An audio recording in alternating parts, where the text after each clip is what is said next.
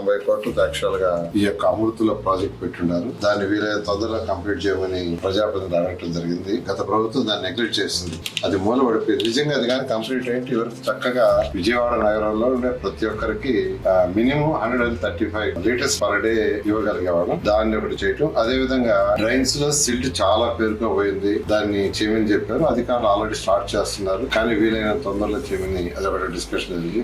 Sewerage use చేసిన water ని treat చేసి బయటికి పంపించాలి. ఇప్పుడు ఎన్జిటి చాలా స్ట్రిక్ట్ గా ఉంది. దానికి కావాల్సింది కూడా యాక్చువల్ ఇవాళ చాలా డీటెయిల్ జరిగింది. వీటన్నిటి కూడా అంతేకాకుండా కొన్ని పట్టాలు ఇవ్వాల్సినవి ఉన్నాయి. 22A లో ఉండే దాన్ని డిలీట్ చేయాలి. కలెక్టర్ గారితో కూడా డిస్కస్ చేయడం జరిగింది. వీటిలన్నిటి కూడా యాక్చువల్ గా 10 days లో అధికారులని మరొకసారి ఏదైతే ఈ రోజు ప్రజాప్రతినిధులు క్వశ్చన్ చేశారో దానికి సంబంధించిన సొల్యూషన్స్ అన్ని తయారు చేస్తే మరొకసారి 10 days తర్వాత కూర్చొని వాటన్నిటికి బడ్జెట్ కావాల్సి వస్తుంది. ముఖ్యమంత్రి గారితో మాట్లాడి అది స్పెషల్ గా శాంక్షన్ చేసి వాటన్నిటి కంప్లీట్